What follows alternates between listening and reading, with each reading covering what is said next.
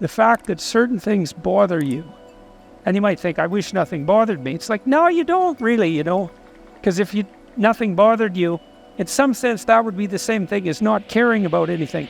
It actually turns out to be the case that the things that bug you are the things that you care about when they go wrong. And so then this is a really useful question to ask yourself, because you might be observing the political landscape and you think, that really bugs me. And maybe you annoy the hell out of your friends and your enemies and even yourself by, being obsessively concerned about that thing that bugs you. And then you might ask yourself, well, why does that bug you? Because there's like a million things that could in principle bother you. And, maybe you're one of those people that has a million things bothering you, but probably not. There's more things that don't bother you than that do bother you, because there's a lot of things. And if everything bothered you, you'd just die. All right, so there's very selective things that bother you, and it's very interesting because in some sense they choose you. Because you might say something like, I wish that didn't bother me. It's like, that's a very strange thing to say, because it begs the question, why then does that bother you? And also, why can't you control it, right? That's this is part of the reason I loved reading the psychoanalysts, because the psychoanalysts knew, they're the first people who really cottoned on to this in a kind of technically sophisticated manner. They knew that we were, in part, collections of autonomous subpersonalities, and that those subpersonalities could take control of us. And that's really what happens when something bugs you. It's something autonomous that has a will and an agency, takes control of you, and forces you to attend, despite yourself sometimes. And why should you attend? Because that's your destiny calling you, right? That's your problem. And that's a good thing to know, because people ask themselves, where do I find the meaning in my life? I say, well, are there things that bother you? Yes, those are your problems. And you might say, well, I don't want those to be my problems. Like, hey, did someone ask you? It's just how it happens. And so then, why is that relevant to writing? Why don't you write about something that bothers you? And try to figure it out. Because you got to ask yourself, well, first of all, what would your life be like if you actually addressed the things that bothered you, right? And say, well, political things bother me. It's like, maybe you have a political duty that's calling to you. I mean, why not? Someone has to, and you're a citizen. Could be you, and not just an interest, right? And not just an obsession, but an obligation and a responsibility. And God only knows what would happen if you pursued that. I was talking to Mike Johnson, who's the fourth most powerful Republican in Washington. About 3 days ago, we were talking about the potential for young people to be involved in the political sphere. In our culture, appallingly, most youth involvement comes in the form of protest. And that's the fault of the idiot universities, as far as I can tell, because basically what students are taught is that if something bothers them, which it might, then they should protest about it. It's like, well, you could do something about it instead of complaining about the people who are doing something.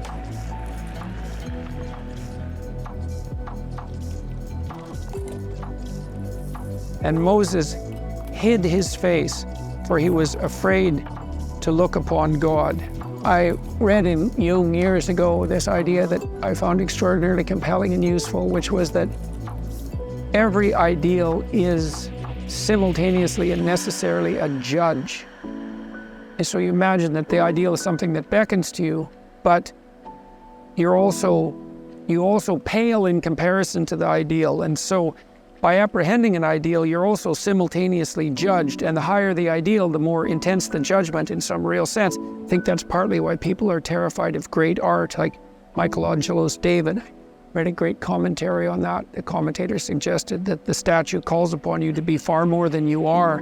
So there's that judgment, and I think part of what happens to Moses here is that he's afraid to look upon God, the God of Abraham that calls people to adventure, the God of Isaac, the God of Jacob, the God that calls people to adventure and sacrifice and then out of slavery as well, is that ideal that's ultimately terrifying in some real sense. And so Moses hides his face, for he was afraid to look upon God. Moses' reaction to God's call is also one of attention. He says, here I am. That's all he can do. He can just, I'm here and I'm paying attention to what is happening. And this phrase is so important that it's repeated in other places in the Bible. You see it in the story of Samuel, for example, who has that same reaction. He hears the call and all he can say is, I am here and I am attending now. And so it's interesting to see that this idea of attention continues on in the story. Well, it's this idea of attention is extremely important because it's easy to think of attention and cognition, let's say, or even rationality as somehow equivalent, but they're importantly different because rationality builds towers of Babel, let's say, and rationality makes presumptions about the world. But attention is a precondition for revelation and for rationality. And attention is in and of itself a kind of openness to the horizon of transformation. And the more, I would say there's a direct connection between being attentive and even being capable of healing in some real sense. So if you're a clinician, one of the things you learn, and Carl Rogers, the clinician, was a particularly potent writer on this notion that attentive listening in and of itself has a curative capacity. You let people unfold in front of you, you encourage them to unfold in front of you. And that's not even analytic thought. There can be a strategic component of it, but mostly it's just the devotion of attention. And attention also, in some real sense, sheds light on the darkness because we only see what we attend to. And what we don't see or what we don't perceive in the broadest sense is in some real sense not even there. So here's something that's really worth considering given what we've been discussing. So imagine you cast a vision onto the unknown to pull yourself forward in faith. Okay, so then the question is, where does the vision come from if it's a proper vision? And I would say the answer to that neurologically and psychologically is that it comes from the proper interplay between chaos and order. It really does do that because the order is what you already know and the chaos is what's yet to be learned, right? And there's a meaningful conjunction of those two. And I say meaningful because when those two are conjoined, that's when you get the experience of meaning, like you do when you listen to music, because it's partly predictable and partly unpredictable. And in a conversation that's compelling, it refers to what you know because you can't understand it, but it refers to what you don't know because it wouldn't be interesting. And when those are optimized, then this spirit of meaning that's pulling you forward, and what the spirit of meaning manifests itself in its initial phases from the Jungian perspective is a vision of the potential future.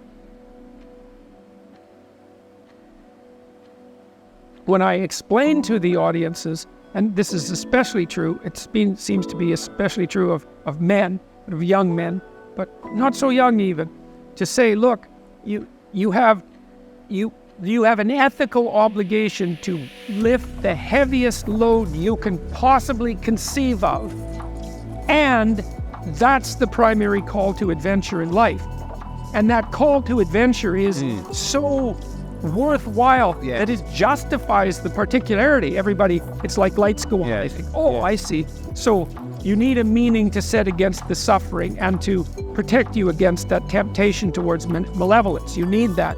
Well, where's the meaning to be found? Well, it's not happiness. It's not short-term pleasure. It's not self-development. It's not self-esteem. It's none of those things that are so focused on the individual psyche even. Yeah. It's literally the stumbling uphill towards the city of God with your burden. Yes. People go, well, that's where the meaning is, and they know that because they know responsible people. They know they admire responsible people.